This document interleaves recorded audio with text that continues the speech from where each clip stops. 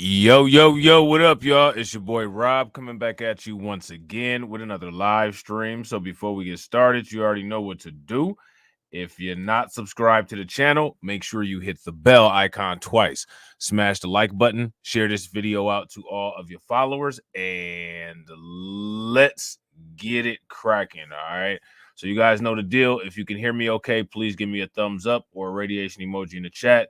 If you guys cannot hear me, then give me a thumbs down or an angry face, all right? And I'm going to shout out everybody that's in the building early. We got Denise Scales in the house. We got Brooklyn Queen in the building. We got Carlton Way up in here. We got Crew Royalty. We got Shamika Gray.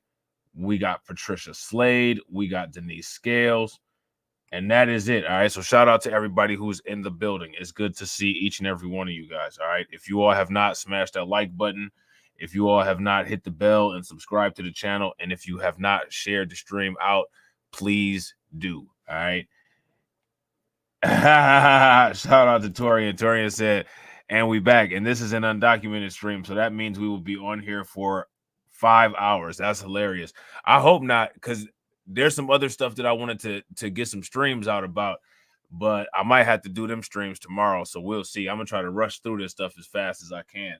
But of course, when it comes to this, you know how this is, this undocumented, bro. Content gold mine. You know what I'm saying? Like this situation right here. There was a Tampa man accused of injecting opioids under his neighbor's door. And he was deported, which means that he was a either illegal bro or an undocumented bro. The man who attended the University of South Florida was deported to China due to a canceled visa, a media report says. Now, let me hold on real quick because I don't know why Patch is doing that. I can't highlight on there because it'll just leave those clipboards up there. A University of South Florida student accused of injecting chemical opioids under his neighbor's door and sickening the family will not face charges. And I will not be able to face the article because it just jumped. All right, let me see.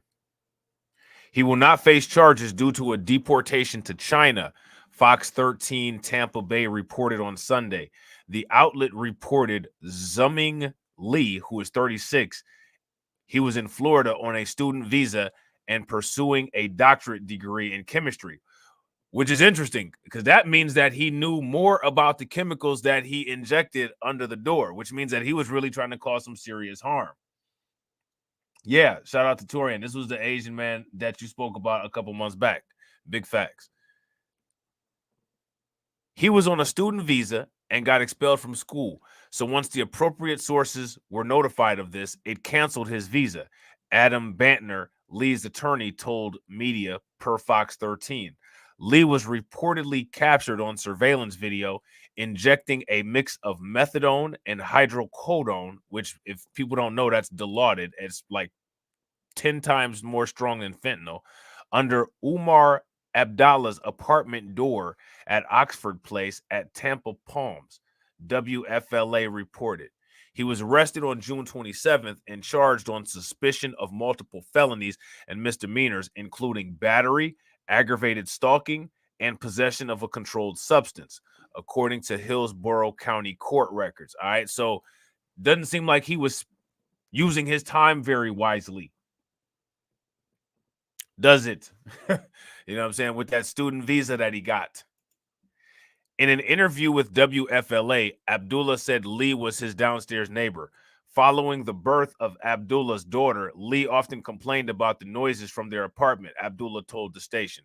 After a months-long dispute, Abdullah's family experienced multiple bouts of sickness with symptoms including vomiting and grogginess, according to WFLA. Abdullah often smelled chemicals in his home, according to Tampa Police Department report obtained by NBC News. While Tampa Fire Rescue responded to the family's home on multiple occasions, crews were unable to determine the source of the smell, reports said. Lee's arrest came after Abdullah placed a hidden camera outside of his door and captured Lee. So he saw this dude injecting a clear liquid into the family's apartment, according to court documents obtained by the New York Post. A hazmat test revealed the syringe contained a liquid chemical agent of methadone and hydrocodone, both opioid pain medications, according to the Post. Lee pleaded not guilty on all charges, according to the court documents. Court records also showed Abdullah filed a lawsuit against Lee, and the Oxford Place at Tampa Palms Condominium Association filed a complaint against Lee on July 19th to evict him. All right, so there you go. Homeboy was a expired visa bro. And homeboy now is no longer going to be enjoying the luxury of the fork. It's back to chopsticks for you, homeboy. You know what I'm saying? So now next, what we got is more migrants being dropped off into Chicago. Now, this is after Chicago just cleared out the police stations. Okay? The police stations have all been cleared out. And guess what? Just in time for Christmas. You know what I'm saying? Santa is bringing more migrants down the chimney. You know what I'm saying? That's just what everybody in Chicago wanted to hear. So let's check this out real quick. And right now, after months of crowded lobbies and sidewalks in an attempt to shelter migrants, Chicago leaders say they've cleared migrants from all of the police stations. But just hours after that statement was sent out, we saw dozens of asylum seekers in front of the 12th district. Sarah Maki was there talking to people who lined up outside of its doors. At 8 o'clock this morning, the city said that all Chicago police districts had been cleared of Shout out to Shatera. What's good with it? Migrants, but underlining just how fluid this situation is. As we stood here at 5 o'clock, dozens of people came in from all different directions, some of them telling us that they were told to come here. Shout out to Ty Valentine and Dre D. What's good with y'all? What's good with it, Shamika? I didn't even see you slide in. Yonder Jose Lozada Gomez shows us the paperwork that got him on a Greyhound bus to Chicago just before midnight. Originally from Venezuela, he left home in September, crossing the border in California, flying across the country to Washington, D.C. before. So, like, check this out, man. What if you wanted to move tomorrow? Shout out to Pamela X. What's good with it, Pamela? What if you guys wanted to move? You're not getting a free truck. You're not getting a free 2 men in a truck to move you somewhere. Like, these people illegally come into the country and then they get an escort to where they want to go. I've been trying to get back down to Miami for years and I haven't been able to. Or traveling here. He told us he doesn't know where he's headed next, but he was directed to check in at a police station where a bus would pick him and anyone waiting and take them to a shelter. Plans for 2 tent sites have stalled in recent weeks, the mayor leaning on a coalition of churches to clear the police lobbies. Just before 5, the crowds came. Dozens of migrants, many of whom, like Gomez, just arrived in the city. Organizers wouldn't tell us where they were taking people, but confirmed they were headed for shelters. They took their names and information, loading families with children onto the first bus before another came for the single adult men. An ambiguous process that Gomez says leaves him feeling this way. So I just want y'all to make sure that you heard that properly. There's so many single adult men that they needed a separate bus for the single adult men. There's a bus for the families, and then there's a bus for the single adult men. How many people heard that? If you guys heard that, give me a thumbs up in the comment section. If you guys did not hear that, then give me a thumbs down. Yeah, that's what they said. There's a separate bus for the single adult men. That's kind of wild. And real quick, shout out to everybody that's watching. We got 18 people watching and we got 16 likes. If everybody can bang on that like button and get us to 30, that'd be great. An ambiguous process that Gomez says leaves him feeling this way. No, pues me siento apretado, ahorcado, me siento. Ya hemos pasado por muchas cosas, como todo el mundo sabe que todos pasamos por muchas cosas, ¿me entiendes? Y llegamos acá. Hey, so you see he got the hat on that says the GOAT, right? Oh man, that's the GOAT right there. That's the border crossing GOAT.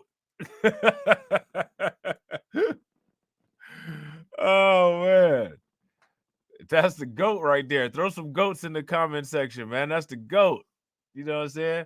Homeboy don't speak a lick of English, but he's the GOAT. You know what I'm saying? Todos pasamos por muchas cosas, ¿me entiendes?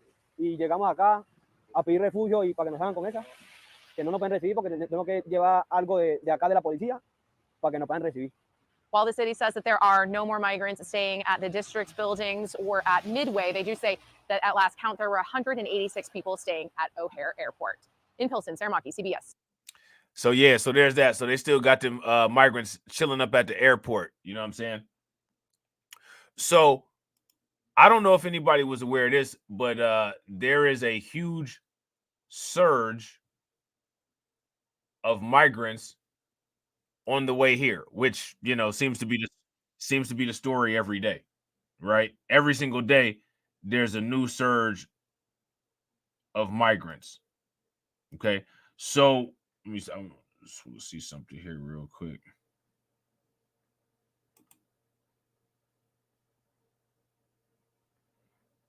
This is interesting. Okay. Yeah, so anyway, there's a huge influx of migrants coming, right? And you guys know about Operation Lone Star, right? What's Operation Lone Star? Y'all know what Operation Lone Star is. What's Operation Lone Star? That's your boy Greg Abbott, right? Now, unfortunately, these fellas here, they're documented. You know what I'm saying? But Greg Abbott has installed new anti-climbing walls to make it harder for migrants to cross. Okay. I don't know if there's any migrants camped out at the airport by us. That I know for a fact they're not camped out at the airport like that's by my city, because that airport is tiny. It wouldn't even be no point in them camping out there, and that airport ain't taking nobody nowhere. And the Cleveland airport, Cleveland Hopkins, I highly doubt it. That airport is in the middle of nowhere, and it's probably like 30 miles outside of Cleveland. It's not even in Cleveland. So I highly doubt it. There could be, but I doubt it, though. Yeah, so sorry, Jaquan, and sorry, Jayon. You guys might be on Crimecast, but not on Undocumented. A new development in the battle over those orange border buoys in the Rio Grande. Last week, a federal court ruled to uphold a lower court's order to remove those buoys, but Governor Greg Abbott is again pushing back, saying the state is going to petition this latest ruling. John Paul Barajas now in our newsroom with what else the governor is now planning to do to fight the order. Steve, Ursula, that's right. Governor Abbott already has a backup plan if the appeal he says he's going to file is rejected, saying they'll take it one step further by going to the U.S. Supreme Court. Whether the governor wins this battle or not, the appeal and possibility of going to the Supreme Court buys Abbott and the buoys time in the Rio Grande. And the added measures at the border continue, now with the help of Operation Lone Star. Abbott's installing new anti-barrier climb walls, or ABC walls, in Brownsville. They're 8 feet tall gates that are being strung together and then wrapped in razor wire to make them even more difficult to get over or get through. Migrants. Now, let me hey, those migrants seem kind of resilient. You know what I'm saying? Those migrants seem kind of resilient. I think they might actually be able to get through this. You know what I'm saying? Do y'all think that this will be effective in getting the oh wow, yeah, I'm sorry to hear that, Shamika. That's terrible. Do y'all think that they'll be able to get through this anti-climb installation? If you guys think that they will, then give me a thumbs up. If you guys don't think that they will, give me a thumbs down. These migrants are off the hook. They're pretty resilient, and they can do some very interesting things dressed awkwardly. You know what I'm saying? So I don't know, man. I don't know how effective this will be. To get over or get through, migrants crossing would have to get past the buoys and then find a way around these new installations. And as all of this plays out, a legal battle over whether CBP agents can cut razor wire continues. The Biden administration has justified the action, saying they do it to provide migrants medical attention. Attorney General Ken Paxton says federal agents are destroying federal property. For the time being, CBP cannot touch the razor wire. Steve, Ursula? So there's that. So they can't touch the razor wire, because I don't know if you guys are aware, but the Biden administration has been going through and cutting the razor wire. So as soon as they put up new razor wire, Biden administration comes through and has the Border Patrol cut it down, which is a waste of time and absurd. Why are you doing that? Somebody make it make sense. So now what we're about to get into is we're going to talk about all of the encampments that are popping up at the border. Massive amounts of tents. It looks like the Box Bros are trying to get into the United States. But as we know, the Box Bros are already here in the United States and they're getting looked over. You know what I'm saying? So this video here is going to talk about all of the tents and all of the quote unquote homemade encampments that are being put up outside of the border amidst this surge, giant surge of migrants that are forcing their way into the country. Okay, so let's check this out real quick. As migrants from South America and as far away as Asia show up hoping to be granted asylum, but some are waiting days before being processed by U.S. officials. And this comes as Republican lawmakers insist on adding border security funding to the Biden administration's proposed foreign aid package to Ukraine and Israel. ABC's Maria Villarreal with the story.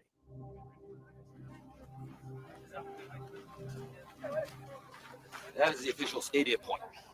Everything on this side of the land going towards the wall is public land. Everything on this side is private, including the road. It's hard to believe, but this is America, a place where a few... Look at all these people. These are the people that haven't even got, like, the amount of people at the border is enough to where they could set up their own city. Yeah, facts. I gotta agree. If you guys agree with Black Spider, give me a thumbs up. If y'all disagree, give me a thumbs down. Black Spider says they'll climb anything to get to that bag, even sell their bodies on the streets of Chicago all day and not get arrested. And that's because of that Safety Act. Chicago being a sanctuary city, the law enforcement is not going to intervene on anything.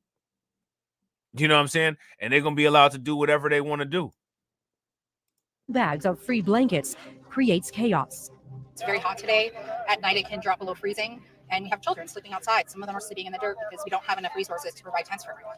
This small piece of land near the border wall in Jacumba Hot Springs, California, is the latest landing site for migrants from all over the world. Todos son de Colombia. Ecuador, aquí.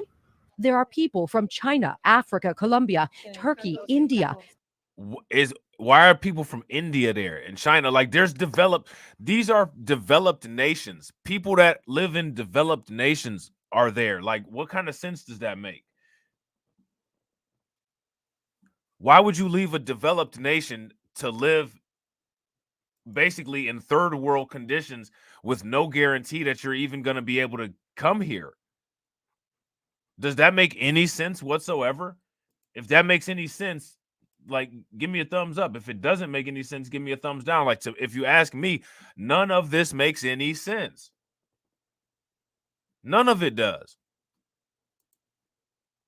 The list is endless, and many are traveling with young children. Is this whole group from Russia? No. Вот эти вот люди, некоторые из Узбекистана, некоторые из России, из Чечни. Uzbekistan, Russia, and Chechnya? Chechnya. Every morning for the last 3 months, local resident Sam Schultz and a small band of volunteers cook up meals for more than 700 people, camping out in 3 locations around Jacumba. Everything you see here in terms of shelter has been supplied by the volunteers through our various organizations that have been supporting our effort. Nearby, Border Patrol Now, here goes my question. There's got to be some kind of rules against trespassing or something like that for that particular area.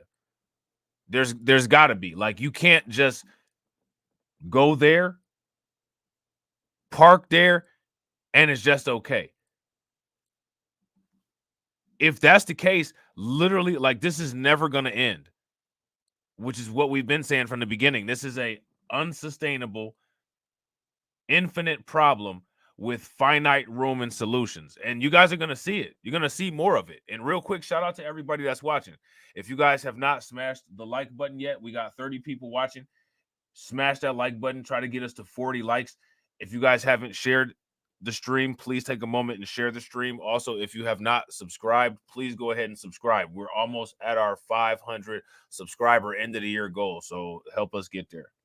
Processing facilities are overrun and shelters in San Diego are full, leaving agents in the field with limited options, relying on nonprofits like Al Otro Lado and volunteers like Sam to step in. These are places where Border Patrol brings migrants in who have turned themselves in and tells them to wait in these sites. Throughout the day, we watched smugglers make dozens of drop-offs near the wall, sending a stream of migrants into the camp. Likely this is where a lot of the migrant groups are coming through. You can actually tell that because of the evidence that's left behind, the clothing, the food wrappers, the water bottles. But on both sides of this wall, it's very evident there is very little law enforcement presence. You have a certain segment of people that flew into Tijuana, and they've only been in Mexico for, days. Usually they fly to Cancun and then they fly to Tijuana. These are Chinese nationals usually and Turkish people, but that's maybe 20%. The other ones are coming through South America all the way up Central America by bus, most of them. Many migrants tell us agents have warned them not to leave. They are not able to go through official ports of entry because it's limited to people who've made an appointment through an app called CBP1. That app is only available in English, Spanish, and Haitian Creole. And as you look around, you see a lot of people from countries that don't speak those languages. So folks really have no other choice but to seek safety in this way. Out here, the process is... They have other choices. Let me ask you guys this. What other choices do they have? Shout out to Caldona. Yeah, I agree. They need to install some treadmill generators at the border. Big facts. But there has to be some rules. Like, you can get in trouble for walking on the state property on the side of the freeway.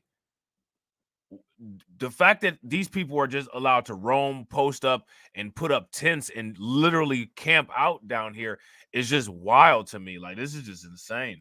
Riddled with confusion. So tell them, don't feel like I gotta be first. It doesn't matter. We watched as agents tried to hand out bracelets to the group so they could eventually pick them up in an orderly fashion for processing. And I thought that I'm coming here for, better life, or to be a human at least. Buses eventually show up for a few loads of migrants clearing out the camp. But by the afternoon, I don't think so. I don't think so.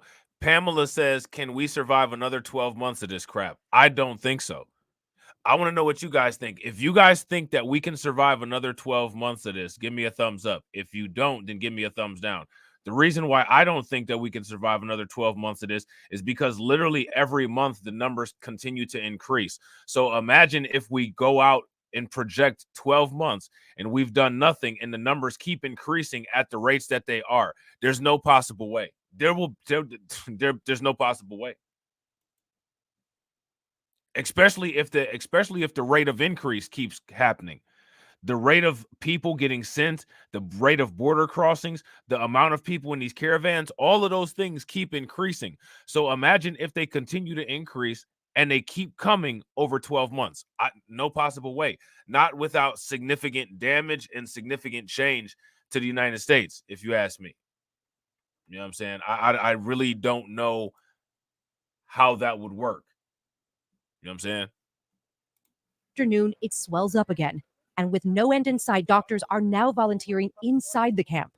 Well, I'm trying to help them. I feel helpless, not able to give proper care, not able to completely help them because our resources are very limited. But these kinds of scenes are playing out all along the southwest border. This video, recently taken near the San Isidro Bridge in Southern California, showing a mass of people. Man, I want people to look at this picture right here, man. This right here, this is crazy. Now, we looked at this before, but look at this again.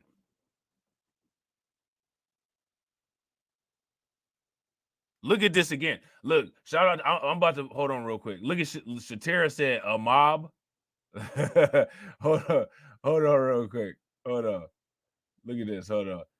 Look, there's a mob. Look at this. Look at this. Look. Here go the mob right here. Look. Taken near the San Isidro Bridge in Southern California, showing a mass of people scaling the wall and then making their way to the road. That looked like a whole bunch of ninjas that just jumped over the wall and they running I don't know do what, but you know what I'm saying?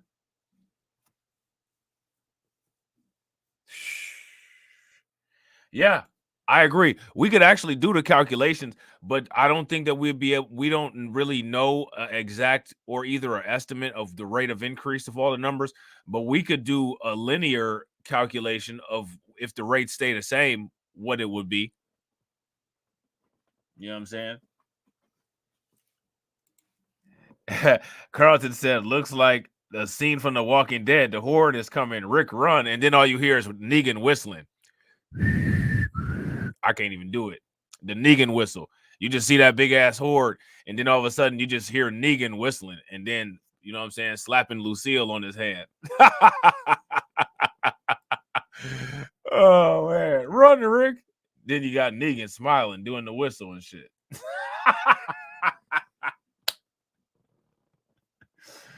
Oh man, yeah, they do. And that's why they about to comb their way through that wire. They about to comb their way through that wire. This looks like a time lapse of bacteria reproducing. The San Isidro Bridge in Southern California, showing a mass of people scaling the wall and then making their way to the road. A harrowing rescue in Texas captured, and then a mass of migrants staging near the border wall in Lukeville, Arizona, waiting to be processed. For months, the Biden administration has been pushing to get more funding for border security, trying to convey that more resources are needed to fight narcotics like fentanyl and actually manage migration. Is the headline here, we are struggling in this fight against fentanyl? I think the headline here is we need additional resources to continue our fight against fentanyl. But Senate Republicans, we need additional resources to continue our fight against fentanyl. What do you guys think about that? aren't buying it, tying border funds to aid for the war in Ukraine. And they are refusing to budge on their demands to tighten asylum standards and resume construction on the border wall. On this vote, the yeas are 49, the nays are 51. A vote earlier this week failed after weeks of heated negotiations. I'm more worried about our border than Ukraine. But people here in Jacumba caught in the middle, the migrants, the agents, and the volunteers, they don't care where the money comes from. They're just desperate for help. The cost of this is going to spread out throughout society. There's no question. There's just no way that you can deal with an influx of people like this without there being cost to society. Our thanks to Maria. Hi, everyone. George Stephanopoulos. Bye, George. All right, so now Border Patrol has shut down as a result of these migrant surges, which I don't understand. I don't understand how that works. More migrants, Border Patrol shuts down. My assumption would be if you have more migrants, you probably need to hire more Border Patrol staff, right? Shout out to James. What's good with it, bro? But according to this, with this surge in migrants that have come, the Border Patrol in some places has shut down. So somebody make that make sense. Thousands of migrants arriving along the southwest border are inundating Border Patrol. U.S. Customs and Border Protection redirected officers from ports of entry to help Border Patrol agents process and transport migrants in 3 states. The move closing down the Lukeville port of entry in Arizona since Monday, adding hours to drivers' commute. In Eagle Pass, Texas. So now Americans can't even get through over there. I don't think so, Shatira. I don't think that most of the country thinks that it's okay. I don't know if you've been checking out what's been going on in Chicago, but in Chicago, they have really been pushing back against this, and it's been the mayor, and the governor who's been trying to silence people's voices and not allow them to kind of deal with this in a political way. They kind of got screwed. Well, actually, it's not kind of. They did. They got screwed on their opportunity to be able to vote to take away the sanctuary city status just recently. And a bunch of people up there are pissed about that, rightfully so. You know what I'm saying? CBP temporarily closed International Bridge 1, now 11 days and counting. And in San Diego, this Saturday, CBP will suspend operations at a pedestrian crossing in San Isidro. In Lukeville, migrants. So now, if they suspend these operations, right? If they just say, guess what? All right, cool, we about to bounce. My question is, who's going to be there to patrol these areas? How are, okay, so they just going to close it down and it ain't going to be no staff working there. That's just an open ticket for these people to just bum rush the area that they shut down and go in unchallenged, which, I mean, it seems like whether there's staff there or whether there's not staff there, they're still getting in unchallenged. Make it make sense.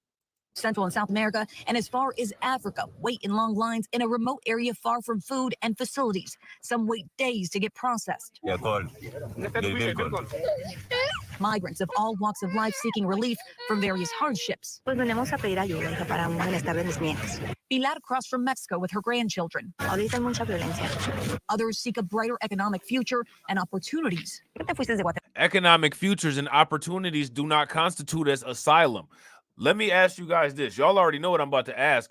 Do economic opportunities and jobs count as asylum? That does not count as asylum. Basically, what counts as asylum is if you're the victim of persecution or possible persecution, for the most part, under the same things that will qualify you for an EEOC lawsuit. If you're being persecuted because of race, religion, ethnicity, gender, religion. And that has to be persecution. Yeah, facts, Tilo. Economic is not on there. But then when you bring that up, all these people do is just sit there and say, well, there's so many people who are against immigration. Immigration is a legal process. This is not legal, what's going on here. This is an illegal act, which makes it not immigration. So to say if you have a problem with these illegal border crossings, you're against immigration, that's a flat out lie and is also being intellectually dishonest. Because immigration has a process that defines it here in the United States, and what's going on here does not fit as part of the definition of the legal framework of immigration. You know what I'm saying? Guatemala. Why'd you leave Guatemala? To improve myself and move my family forward. That's not a reason to come here and exhaust our resources. That is not a reason that is defined by the USCIS as a viable reason for migration, for asylum. To improve myself and move my family forward. You can watch some damn YouTube videos for that in the comfort of your home.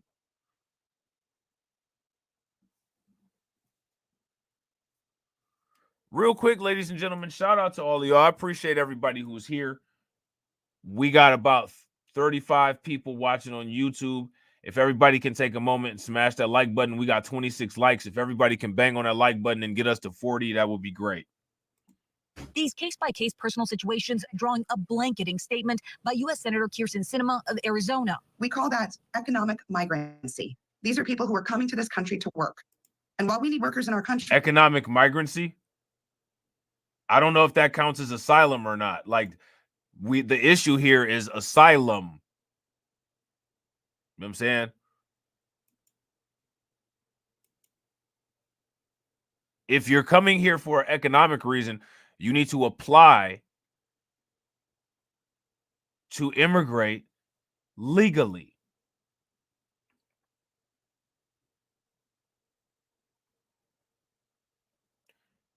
Economic migrancy does not classify as a legal reason to come here under the current laws, how they are. I don't understand what's so hard about this.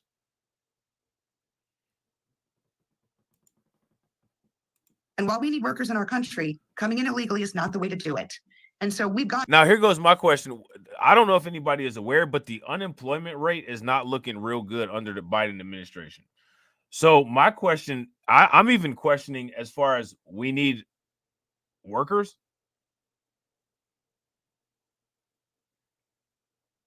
Like, we need what workers? There's plenty of people that don't have jobs. What workers do we need? I'm confused. Want to change the law so that the folks who are coming in to claim asylum are actually facing asylum. CBP releasing a statement to Scripps News, reading in part, individuals encountered at the border are screened and vetted, and those without a legal basis to stay are removed. Many migrants admit they do not fully understand the asylum process or requirements. Asylum is only... Okay, like, you know, if you don't know what the speed limit is and you get pulled over by the cops, what happens to you? Don't you still get a ticket? And then when you be like, well, I didn't know that the speed limit was only 25. I thought it was 35. Ignorance of the law does not absolve you of guilt of breaking it. Isn't that what they always tell you? That's what any American would get told by the police if we broke a law and we sat up there and said we didn't realize we broke it. They don't care.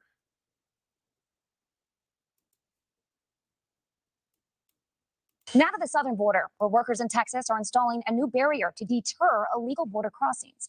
New video from Operation Lone Star shows Texas National Guard building the fencing on the banks of the Rio Grande River. News Nation border correspondent Jorge Ventura joins us live from Eagle Pass, Texas tonight, and he has more. What are we seeing there on the ground, Jorge? So, Kelsey, right now, thousands of migrants continue to hop on freight trains from southern Mexico and on their way to the border, arriving border towns like here in Eagle Pass. Now, right behind us, we have hundreds of migrants awaiting to be processed. You can clearly see here, migrants are waiting here in these long lines. Some of them are given blankets. Look at all those people, man. Look at all those people, man. That looks like a damn concert.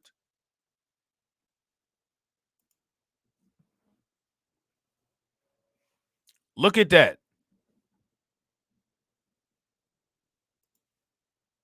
Migrants are waiting here in these long lines. Some of them are given blankets now. They're waiting several hours to be processed here in the night because the holding facilities here are completely overwhelmed. The nearest holding facility here is called Firefly. It holds about 1,000 people. Sources telling News Nation around 4,000 migrants are currently being processed. So during that time, migrants are forced to wait in areas like here. Now, Eagle Pass is an area where the state officials have poured tons of resources. We're talking about shipping containers to block migrants from entering, concertina wire. You also have Texas National Guard working with Texas state troopers alongside Florida state troopers here to try to deter and block migrants from entering Eagle Pass illegally. Despite all those efforts, it is not stopping this massive flow of illegal crossings. Eagle Pass right now is seeing an average of 2,000 illegal crossings per day. Now, meanwhile, Texas officials here have been impacted by the migrant surge. So have officials in Arizona. Democratic Governor Katie Hobbs has ordered National Guard troops to its southern border in Arizona. Troops are being stationed in multiple places, including near the Newfield crossing point where News Nation's team have been on the ground following the federal government's decision to shut down the legal port of entry. It is a move coming from Katie Hobbs that she has also been very critical of the Biden administration. In a quote, Hobbs saying, yet again,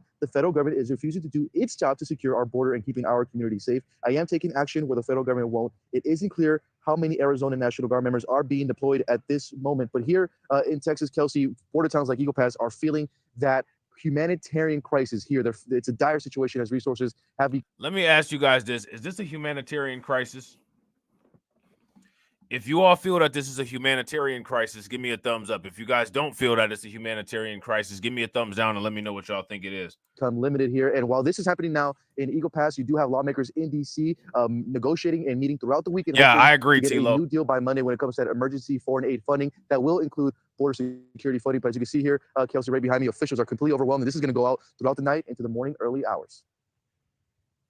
Wow, take a look at that behind you there, Jorge. Wow. Is that all migrants that you're seeing?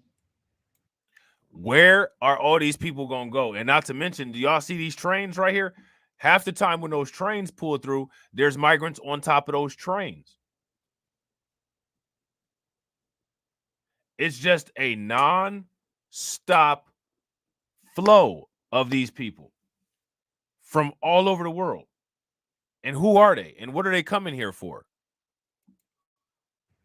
That's right, Kelsey. These are all migrants. Majority of them are coming from Venezuela. And once they arrive to pay those negatives, you do have smugglers that would take them to different crossing points and then guide them through that Rio Grande River and are here in Eagle Pass. This is not how it's normally supposed to be looking at the border. When a migrant does cross over, they're supposed to be processing quickly and then headed out of here. But because Border Patrol agents are undermanned and they do not have the resources to continue to process the thousands of migrants that arrive every day, these migrants are going to be forced to wait out here. And they actually might have to even sleep out here as they wait to be processed and taken to a holding facility nearby. There are hundreds of migrants there. Thank you so much for that report, Jorge. This is truly concerning, a humanitarian crisis. Thank you for that report. They hell bent on selling that whole talking point of a humanitarian crisis. So we're going to take out this article that Fox News put out.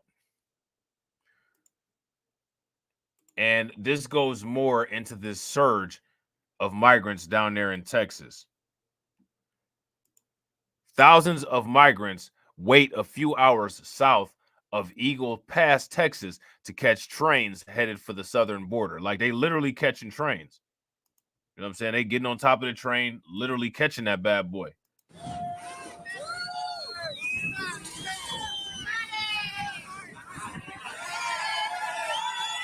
They happy, aren't they? Like they waiting to get on a roller coaster.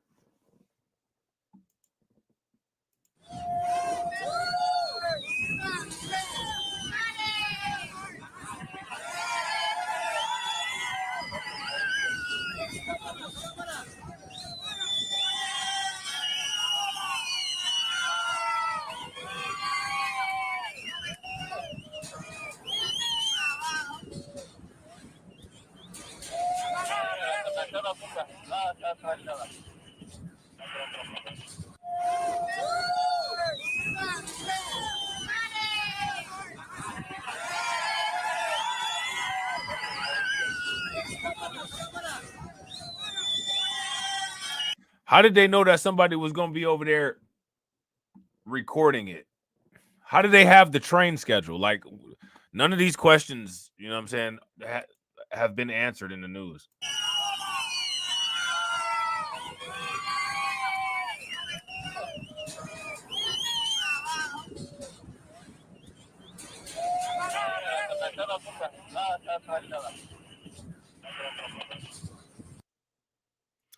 So there's that. Okay. So now here it says thousands of migrants lined railroad tracks as a freight train passed about 3 hours south of Eagles Pass, Texas, in Piedras Negras, Mexico, waiting for a chance to jump aboard the southern border, where they are expected to arrive in coming days.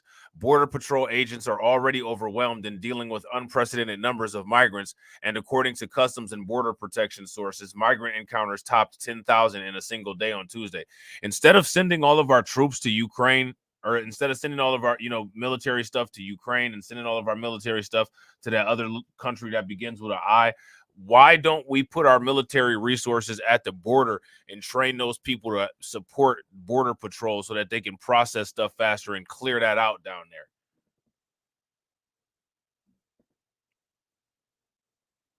Don't you guys think that that would be a decent idea?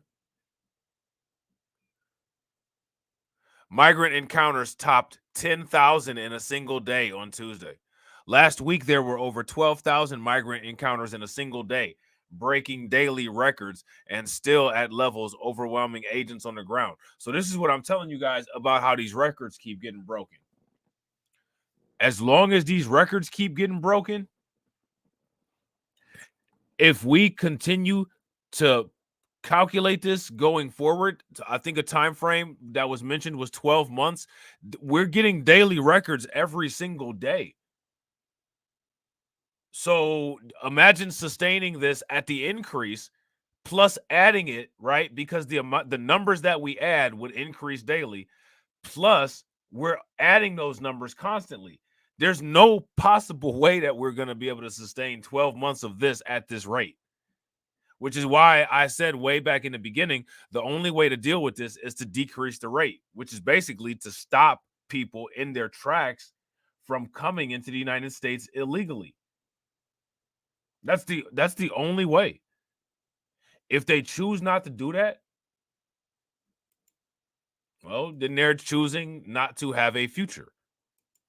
It's just that simple. So my advice to people would be to pay close attention, right? Because you'll be able to tell what it is that they're doing. And based on what they're doing, make sure that you adjust your life for optimal comfort. You know what I'm saying? The best advice I can give. So now here it says in the Tucson and Del Rio sectors, agents saw 3,000 and 2,700 encounters respectively, with both sectors more than 200% over capacity.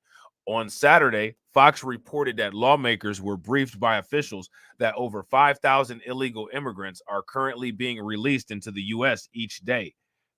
And in addition to the 1,600 migrants who arrived at ports of entry and are being processed and released via the use of humanitarian parole each day under the CBP-1 app.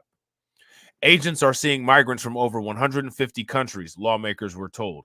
On Tuesday, sources said there were more than 190 Chinese nationals encountered in the San Diego sector, while there were more than 120 encounters of nationals from Guinea in the Tucson sector.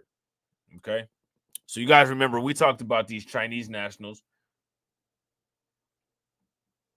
And we talked about the people from Guinea. In fiscal year 23, agents saw record-breaking numbers with 2.4 million encounters. Then as fiscal year 24 kicked off, agents continued to see records broken in September and October. This right here basically sums up exactly what I'm saying. This right here gives a great summary of what I'm saying. So in fiscal year of 23, we already saw 2.4 million encounters. We already saw 2.4 million. That counts as millions, right? We saw that many people. You know what I'm saying? Going forward in fiscal year 24, still seeing records broken. Shout out to Cameron. What's good with it, bro? There is little sign that the numbers are slowing, though typically they drop over the winter months. The Tucson sector, which has been at the center of the most recent migrant surge that has seen hundreds of mostly male migrants queued up against the border fence. See that? Mostly male adult migrants, mostly male. I'm not making this stuff up. Agents are outmanned. Look at this. Agents are outmanned 200 to 1 in the field. 200 to 1 is the ratio. The Biden administration has been calling for additional border funding from Congress with a $14 billion request, which includes funding for migrant care, costs related to expedited removal, and help for cities. But that has been blocked so far as Republicans seek limits on releases into the U.S. by increasing asylum screening standards and reducing parole use, proposals at which some Democrats have balked. The administration has said overall that it is dealing with a hemisphere-wide crisis and needs funding and immigration reform to fix what it says is a broken system. The administration has touted a significant expansion of lawful migration pathways, while also claiming it has increased consequences for illegal entry in the wake of the end of Title 42 in May. Yeah, well, nothing that they're doing is working. None of it.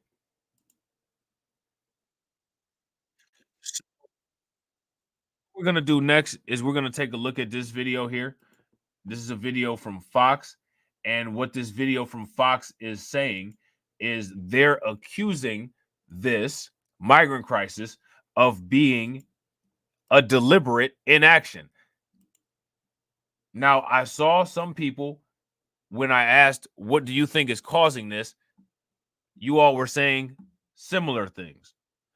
My question is for you guys, if you believe that this is a deliberate action, how so? Who do you think is responsible for it? What do you guys think is the end game? Why do you think that is being done? Let me know what y'all think in the comment section. We're going to check this out. All right, want to go to Chris Olivares, of course, the Texas Department of Public Safety. Lieutenant, always good seeing you, my friend. All right, you know what's happening at the Arizona border. You're dealing a lot with what's happening at the Texas border. As you've told me and reminded me, the numbers don't lie. They are what they are, and they are out of control. So what's next? Well, good morning, Neil. So, of course, what's next? That's the big question, right? Of course, going into the new year. So, we continue to see this historic influx, especially for the month of December, when historically December has always seen a decrease in apprehensions across the southwest border. But that's not the case with this current border situation, because this is not your ordinary border crisis. I think right now we need to move past it being a border crisis. We know for a fact by the numbers, by all the events that have taken place across the southwest border, increase in human smuggling, drug smuggling, unaccompanied children that are being smuggled and exploited and victimized. We know that this is deliberate. This is a deliberate inaction by the federal government to secure our border. And now here's my thing, right? If I said that I agreed with him, you know what I'm saying? I would be sounding like a conspiracy theorist, right? I would be sounding like, I'm just taking sides with the crazy people, right? But now here's my thing. The reason why I feel that it is indeed deliberate is because when you have the Biden administration literally putting their signature on going down to Texas, taking time out of their day to go directly to Texas and cut the wire fences and try to sabotage Operation Lone Star, when you have them taking their time out of the day to do that, when Operation Lone Star is one of the few efforts that's directly trying to stop people from getting in here, I don't know what else says that it's deliberate more than that. You know what I'm saying? If you guys agree, give me a thumbs up. If you guys disagree, give me a thumbs down. Shatera said, I got it, Rob. The men are fleeing because Consuela won't submit. Well, you know what they say about that spice. Too much spice to give you indigestion. You know what I'm saying? To enact policies that were working, that was slowing the flow, that was preventing illegal immigrants crossing a dangerous river or desert, or also placing their lives in the hands of dangerous criminals. But that is not the case. And I think we need to get out of this reactive posture and be proactive. And that's why we need consequences. We need to end catch and release. We need to completely end the abuse of the asylum process. That will send a message that you cannot enter the United States without having some type of credible or legitimate asylum claim. And those that do not meet that criteria, then you send them back to their home country. So, hey, I gotta ask Shatera. So, do you think that they call their movement the Border Bros? What do you think what is their movement called? Is it called the razor wire sphere? Country that will send a message, that would slow the flow. But again, that's not happening right now. And of course, that's why in Texas, we've been having to take on the responsibility for the last 3 years. You know, something changes. We got a little scary. We learned from the Mexican government that the military there discovered at least 10 IEDs on some cartel members near the border. And that reignites concern that nefarious elements are getting through with no good intentions. Can you update us on what we've learned about that, what we're discovering now? Well, absolutely. And of course, that's nothing new as far as the threats that we see across the southwest border, especially when it involves the Mexican drug cartels. That's why in Texas in October, there was a piece of land in South Texas, 170-acre piece of land that was designated as the most dangerous area along the southwest border, because we constantly were seeing cartel fighting between rival cartels and the Mexican military. We're finding explosives. We're finding cartel members that were actually on that island in the United States, heavily armed with tactical gear, with long rifles, with explosives. So we took that piece of land over thanks to the leadership from Governor Abbott, and with the commissioner of the Texas Land Office, which is Don Buckingham, that gave us complete access on that island. But these are threats that you're seeing across the border. That's why it's so important to have border security, because border security is national security. And until we secure that border, we're going to continue seeing these threats. And it puts also the lives. I agree. As long as they don't secure the border, there's still going to be these threats, and this is still going to be out of control. But also, they got to do something with the legislation that actually allows them to be able to have the jurisdiction to be able to handle those people and back them up off the border, because they got to start deterring people from actually wanting to come. And then when people get there, there's got to be some consequences for illegal entry. You know what I'm saying? And this is a great question. Anybody got the answer to Shatera's question? Because I don't. You know what I'm saying? Shatera says, but if they're running here, why are Americans running down there? I have no idea. That's an excellent question that I do not have the answer for.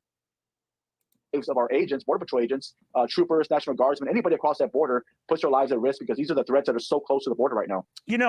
Chris, you're used to my dumb questions. That oftentimes when we're talking to you, my friend, we're looking at live drone shots coming over the border. In this case, over Eagle Pass, and invariably we see dozens, hundreds, sometimes thousands who are being processed. Or there's a structure to this, I guess. And maybe you can explain what we're watching and what that process is. Obviously, migrants get to the border. You just can't walk through. Invariably, there's a process to it. Some do slip through.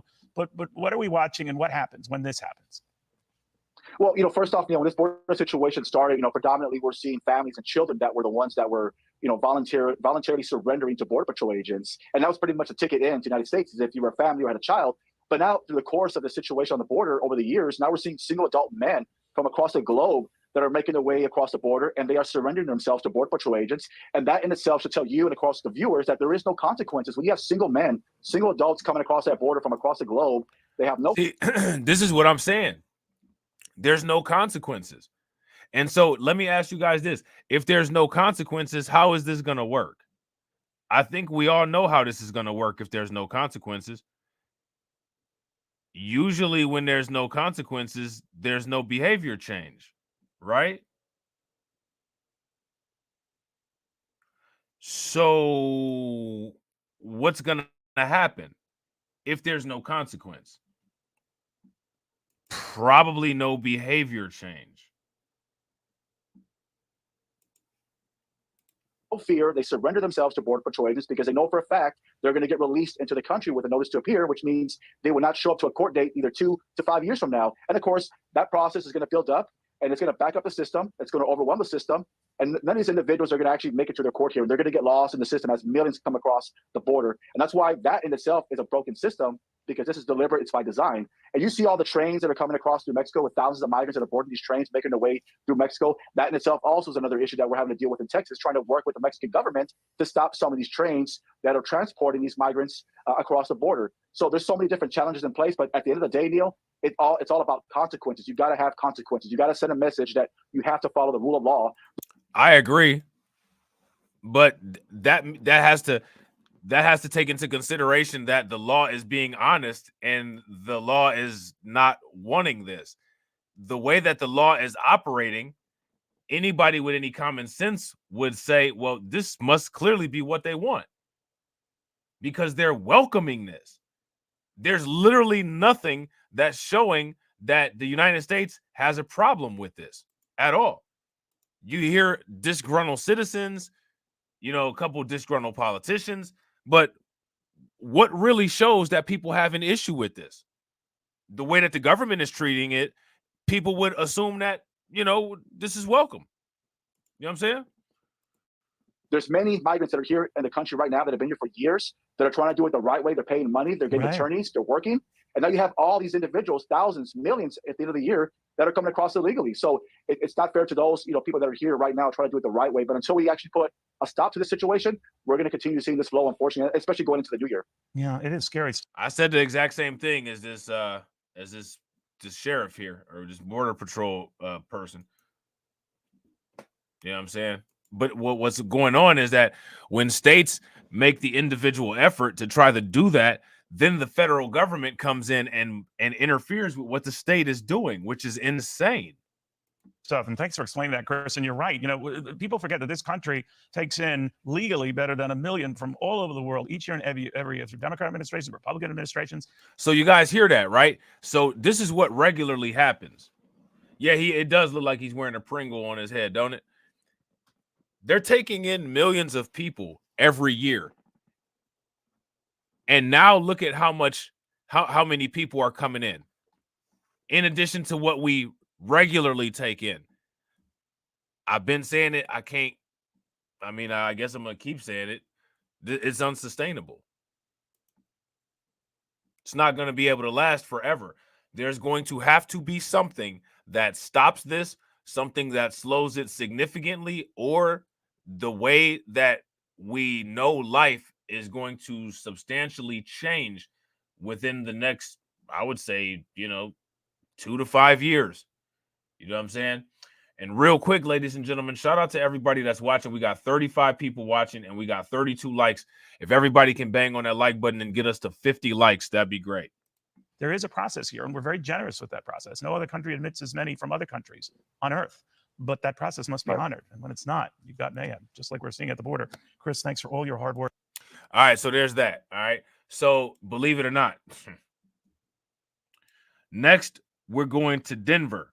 And take a wild guess what's going on in Denver. I want you guys to tell me in the comment section what you think is going on with Denver. Should be pretty easy to assume because there's only a couple things that can possibly happen. But let's see how good you guys are guessing. We're talking about Denver, migrant shelters around Denver. What do you guys think that the conditions are there? Let me know in the comment section. All new tonight at 9, migrant shelters are seeing near or at capacity so much that we have learned that some families are sharing rooms at hotels. There we go. That was quick. Didn't we just talk about Denver like 2 or 3 streams ago? Yep, they're full. Next. All new tonight at 9, migrant shelters are seeing near or at capacity so much that we have learned that some families are sharing rooms at hotels. Let's get right to Fox 31. Rogelio Mares joining us this evening, I should say. And Rogelio, you talk with a migrant advocate who believes that there are other housing options. Yeah, Ashley, just today, more than 220 migrants arrived in the city. Yesterday, over 230 were brought to town. The numbers keep rising, and advocates say they're afraid the current shelter system will not be sustainable. We're out of space. There you go. I mean, again, like I said, I'm not a rocket scientist. It doesn't take a rocket scientist. It literally just takes simple math. That's it. It's simple math. It's not sustainable. That didn't take it like that didn't take any time. Remember when we broke this down? We broke this down from the position that Denver is significantly smaller than New York and Chicago, which means that it's going to fill up faster and experience all of the problems that New York and Chicago are experiencing faster because there's less room and because there's less people, which means that there's less ability to be able to pack people in there. And here we are. And advocates say they're afraid the current shelter system will not be sustainable. We're out of space in the shelters. The city of Denver's Human Services confirmed some families are doubling up in individual rooms at migrant shelters. I don't know where they're going to put new arrivals that are coming every single day with the shelters full. Amy Beck, a migrant advocate, fears the system to shelter them despite its efforts is bursting at the seams. What we're doing currently is not sustainable, even though the city really is making an effort. City leader. Yep, there you go. What we're doing is not sustainable. Now, mind you, see, here's the thing, right? The people who want the immigrants there, the people who want the migrants there, and the people who don't want the migrants there, see, you're dealing with a math problem. So now what you feel doesn't matter. You have to now say the same thing. I told you guys way in the beginning, this is a simple equation. You have a finite amount of room and resources and an infinite inflow of issues at an infinitely increasing rate. This is not sustainable. This is a very simple math formula. Very simple. So now, because we're dealing with a very simple math formula, there's no way around it. Even the people that want the people there are saying the same thing as the people that don't want them there. It's not sustainable. You would think that that would be a warning sign, but not to the Biden administration. They ain't doing nothing about it. Really is making an effort. City leaders have petitioned the federal government for money spent over the last year to shelter migrants. Aside from buying out hotel rooms, Beck says another option is to open some sort of congregate shelter. You know, we've talked with the city about doing that. We've talked about opening like the Coliseum or some other large venue where people can stay. Denver Human Services says the city might put another migrant shelter online as early as tomorrow. Beck says if migrants are going to stay in tents, the city should offer a safe place to put them. If the city is going to continue to put singles out onto the street, then they deserve to be in a place where they are safe, their belongings are safe, and that they can go to work during the day and come home and their tent is still in the same location. So Human Services told us congregate shelters were used a few months ago and have been considered. DHS says hotels just cost less to staff and are more comfortable for their guests. In studio, we're Modest Fox. So there's that. All right. So now what we got going on in Denver is we have the overflow. Okay. And the overflow is not something that we've really talked about. Shout out to Tilo Brown. Tilo Brown said logistics. Right. So now we got to talk about containers, right? Because, see, the sanctuary cities are supposed to be the container. All of these migrants come. They're supposed to be contained within the sanctuary city. They're supposed to be contained and serviced with the resources that the sanctuary city has. Now, let me ask you guys a question. If you have an 8-ounce cup and you have 10 ounces of water, and you pour all 10 ounces of water into the 8-ounce cup, what happens? Let me know in the comment section what happens if you try to pour 10 ounces of fluid into an 8-ounce cup.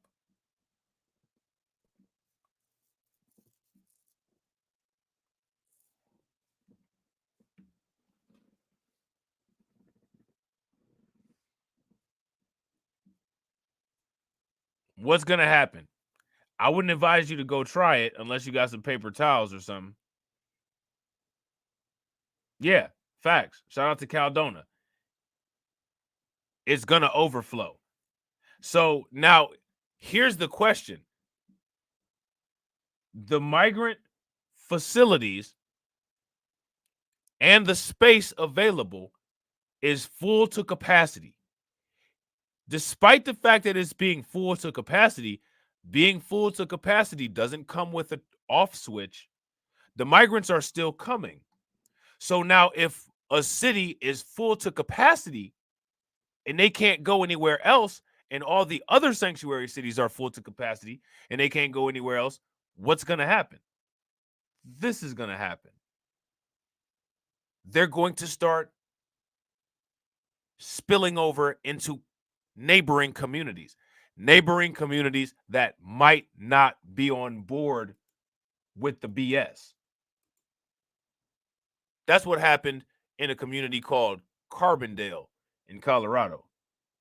Denver is not the only community in Colorado struggling to help a large number of migrants. The town of Carbondale, outside Aspen, has so many migrants there, the mayor's worried about people sleeping outside and dying in the cold. Our Mark Salinger reports from Garfield County. At the end of a months-long journey from Venezuela to America, Carbondale is an unlikely destination. El Carbondale desde el sábado que llegamos. Edgar Hernandez. Cameron says, if you were arguing with my girl, she will say, well, what if the cup stretches? Can she show? I would ask her, well, can you show an example of that so we can see how to handle that if the cup stretches? I've never seen that, though. You know what I'm saying?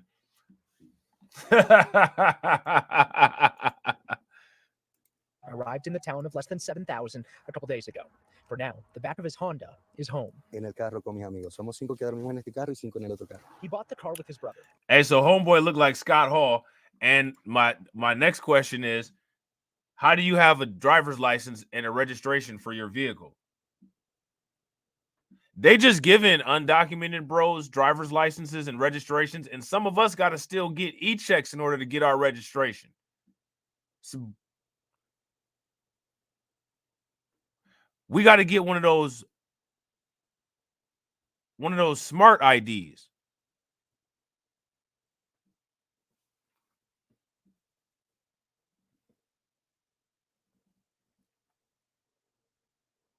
What's it called? No, it's called the real ID. Yeah, we got to get one of them real IDs here in the United States, or here in my state that I live in Ohio. We got to get the real ID. They ain't even got to have no damn ID. And homeboy just driving a car. You know, I'm in my Honda Civic. Like, seriously, bro? And I'm not trying to be funny, man, but they flexing like right in your face. Like, I'm about to flex this. You know what I'm saying? Like, I ain't got no license. I ain't got no papers, but I'm whipping it, though. Whip it real good. You know what I'm saying? Like, for real? Okay. He bought the car with his brother. It cost them several weeks' worth of salaries each, but allowed them to travel from Denver to the mountains. They couldn't find work in the city. How are you driving? Where's your driver's license? Where's your license plate on the car? How seriously, I need you guys to help me out with this. How are they driving? Where is the registration? Do you know if they get pulled over, the police be like, let me get the license and registration, like they don't have either? And then what happens? Oh, it's a sanctuary city. So guess what? It don't matter. It's all good. You know what I'm saying? Like, that's crazy. And heard the resort towns had plenty of jobs that paid well. Si hay que limpiar un baño, yo lo hago. Si hay que lavarte el carro, tú dime, yo voy y te lo lavo rapidito, no hay problema. Lo que queremos es trabajarles. Edgar is one of more than 125 migrants that have arrived here over recent weeks. In a town with no homeless shelter or services, the city says it's raised the homeless population by 500%. We don't want to become a... See, so now this is where this is what I was telling y'all. This is where the migrant population gets mixed into the homeless population. And now you got the undocumented bros sharing resources, or actually being prioritized for resources over the box bros. The difference, though, is that the box bros are American. Destination for more people. We can't take more people than we have now. We're really over what we can handle. Ben Bonfalk is the mayor of Carbondale. Last week, he asked the state for more than $200,000 to help house and feed the migrants.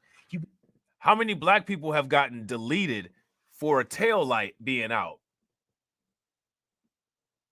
You know what I'm saying? These people out here wilding out. Have anybody heard of a police deleting a migrant yet as a result of a crime that they was engaged in? Oh, no, probably not, because the police ain't allowed to engage with them because of the Safety Act.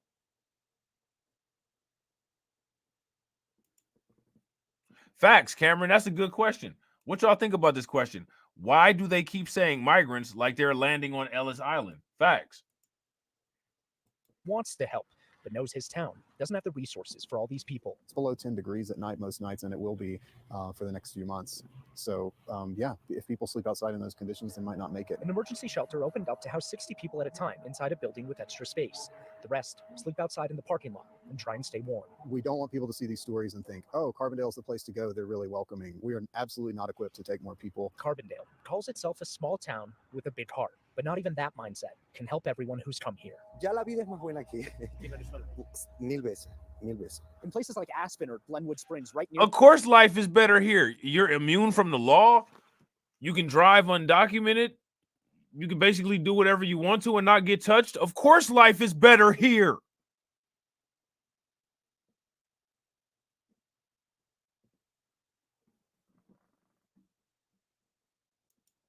Like, man. Carbondale, there are small homeless shelters, but even those with just the normal homeless population are overrun and often have wait lists. The shelter that they're using in Carbondale doesn't have a kitchen or showers to use, but at this point, that's all they have. For Next, I'm Mark Salinger. City leaders. So there's that. All right. We don't need to listen to any more of that. We got one more video. All right. And this right here.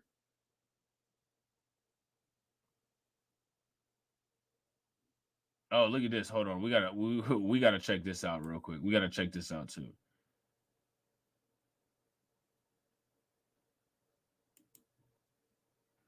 We gotta check two more. We gotta check two more videos out. I just saw some interesting stuff here. Let me see. Hold on. Give me 1 second. Sorry, guys.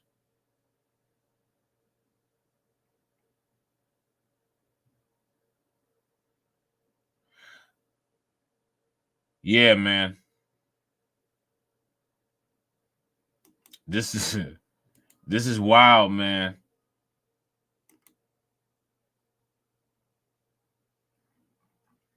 Let me see what we got here. Okay, hold on. So again, like I said, the box bros and the undocumented bros cross over, right? So eventually, like I said, in 2024, we're gonna get started on the box bros series. But for now, we're gonna be talking about a little bit of homeless content because the homeless and the undocumented are going to be competing for resources. It's going to be like the Special Olympics. You know what I'm saying?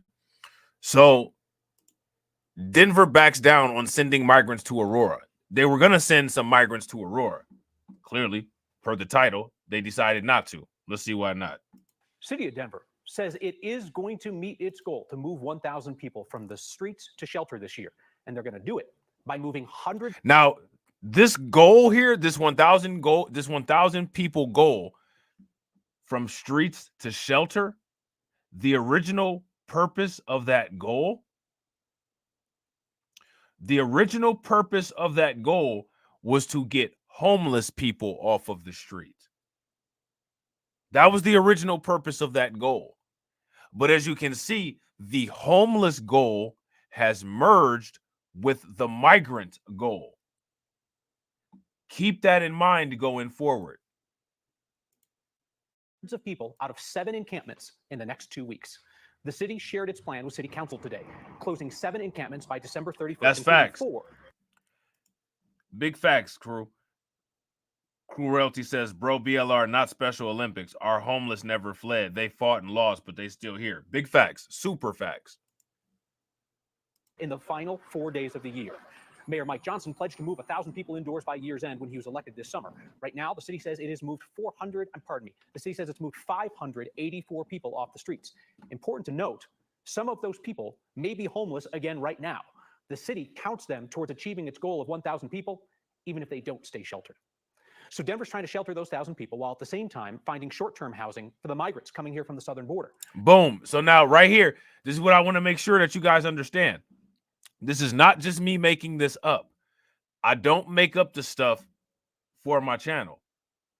You know what I'm saying? The only thing that I make up for my channel is the creative stuff. But as far as the information goes, this is not made up information.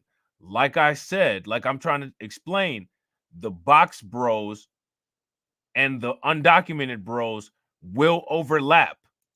You guys can see it right here in Denver. If you guys see what I'm talking about, give me a thumbs up. If y'all don't see what I'm talking about, give me a thumbs down. That's how all of this stuff is interrelated. Sending migrants to a hotel in Aurora went badly. And now Denver is changing course on that policy. You also heard about that situation here. First, our Mark Salinger explained how some vulnerable people had ended up on the streets because Denver had rented out an entire hotel for these migrants in Aurora. And Mark says, Denver says that they're not going to do this again. Yeah, so not only will Denver stop using this hotel, they will also send buses to come pick up the migrants so they don't then become homeless in Aurora once they're kicked out of the shelter. It's a total change from the plan that Denver put into action on Thanksgiving when it sent migrants to Aurora without leaders in Aurora actually being fully on board. Still, though, Denver won't close the hotel immediately. Migrants here will have vouchers that allows them to stay for 14 days, up to 37 days if they have kids. Once those vouchers expire, Denver will send buses to Aurora, pick up the migrants, and take them back to Denver, where presumably those migrants will then be homeless in Denver since they've already timed out of the shelter system. The city says at this point it's not kicking families out onto the streets. Aurora Mayor Mike Kaufman was on the radio this morning saying he asked Denver Mayor Mike Johnson to stop sending migrants to his city. Kaufman says the whole thing was handled poorly, which Johnson. So now check this out. Why would look, the mayors are infighting about getting migrants sent to their cities. Denver was sending migrants to Aurora, and Aurora was like, we don't want these migrants here. So they had a little bit of a beef going on. Did you guys hear about that? You guys hear anybody talking about that? If you guys heard anything about that, give me a thumbs up. If you guys did not hear about that, then give me a thumbs down. At this point, it's not kicking families out onto the streets. Aurora Mayor Mike Kaufman was on the radio this morning saying he asked Denver Mayor Mike Johnson to stop sending migrants to his city. Kaufman says the whole thing was handled poorly, which Johnston seemed to have a very different view of when we talked to him last week. I thought it was handled poorly, though. I mean, I think it wasn't explained to me that it wasn't just rooms in a hotel. It was taking over an entire hotel, and that there really wasn't a plan. Some cities are less supportive than others, but I have to give my hat off to Aurora. They have been open. Mayor Kaufman's been a great partner, and we're looking at long-term partnerships there. It's pretty clear there those two mayors might be on different pages for how this all went down, Kyle. At this point, we don't know what the long-term partnership is possible. The city of Denver now says that they'll find another hotel to house migrants in Denver. We don't know where that'll be or how they're going to do that, considering that Mayor Johnson already told us they're out of space. That's why we send people to Aurora. Well, and the city of Denver has already. So as you guys can see, it's not just a matter. It is not just a matter of resources. It's a matter of not having space and resources.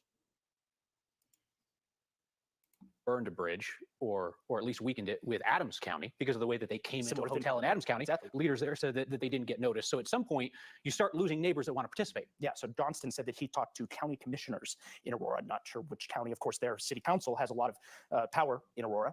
Didn't talk to city council members, though. I was going to say, Aurora is made up of 3 different counties, right, none of which have control over what City goes on in the councilors have city no of idea. Aurora. Okay, Right. All right, Mark, thank you.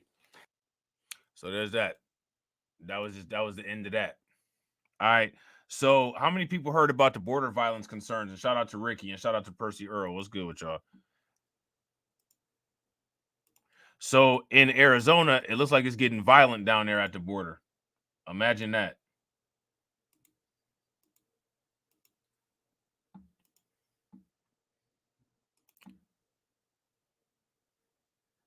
This right here is what you got going on. Border security and stability is on the front door of southern Arizona ranchers, where they are being warned about cartel fighting on the other side. Now, one rancher describes the gunfire exchange south of Arivaca Wednesday. Now, we talked about this on BLR1, but we just going over it again real quick here. Cartel fight right at the border. People catching strays. Before the Mexican military ultimately ended the skirmish. A 13 News reporter JD Wallace spoke to her and joins us live at Customs and Border Protection headquarters with her account. JD. Val, she says the Border Patrol keeps her informed of situations like this and keeps people from running onto her property. But she's watching for elected officials to come up with a plan that not only keeps her safe, but addresses the thousands of migrants showing up at our border each day, some of them asking her for help. Almost an hour by dirt road south of Arivaca, Tres Peyotes Ranch sits in the shadow of the border wall, but it didn't shut out the sounds of an armed skirmish on the Mexican side this week. We could hear automatic weapons, and the helicopters were here, Border Patrol was here, so they were making sure that, you know, we were safe. Lori Lindsay says the Border Patrol kept her informed and asked to come on her ranch to keep out anyone trying to escape into the United States. They updated me that the Mexican military was here, and so things ended pretty quickly after that. Ever since Customs and Border Protection shifted more resources to processing thousands of asylum seekers, concerns remain about who's avoiding the Border Patrol. There are 9 gaps that are large enough to drive 2 semis side by side through. 9 gaps that large. Mhm. Is that something they need to remedy? I believe so. Lindsay wants to see a solution that not just secures the border, but provides legal immigration. She says asylum seekers won't get the message if we just shut them out, after her own experience with a group of 19 that came to the ranch, many of them small children. And they were asking me, can we claim asylum? Who can claim asylum? They have no blinking clue. She admits she does not have the How do they not have? Why would you come if you don't have a clue?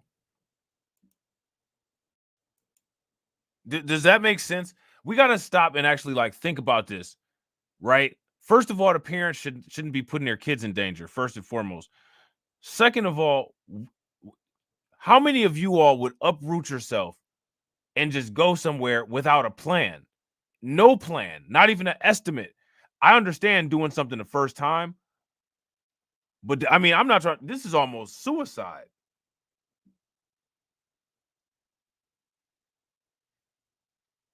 Well, I don't. Yeah, the government is real corrupt over there, Black Spider. Another thing about the cartel is that the cartel's business makes up 5% of the gross domestic product of Mexico. That's probably another reason why they don't really give them too hard of a time. Answer, but wants to see action. That's really hard for me to say, because I think that until our politicians stop playing these games and using policy to win points and get votes, and actually do something about it, because they don't want to solve the problem. And like other border ranchers speaking out, she's not leaving. This is the best place I've ever lived. I'm not going anywhere. I love it here, and I do not feel afraid living here. Lindsay says they're not naive that cartels are coming through the border, but she has yet to see them and believes that they do not want to be seen, that harming Americans would bring much unwanted attention from the U.S. government. Live on the South Side, J.D. Wallace. Harming white Americans would bring much unwanted attention from the U.S. government, because a bunch of black people just recently got bodied in Mexico, and it didn't bring any attention at all for the most part, except for from black people. So let's just keep it a buck. All Americans aren't looked at as equal by America. You know what I'm saying? So, ladies and gentlemen, players and pimps, I got one more stream that I want to try to bust out, and I'm going to try to bust it out within the next half an hour, so stay tuned. All right? Shout out to everybody that came through to check this out. If you haven't smashed the like button yet, make sure you guys smash that like button. If you haven't subscribe to where you're watching from. Make sure you guys share the stream to your social media. I definitely appreciate it. We're getting close to that 500. And as always, ladies and gentlemen,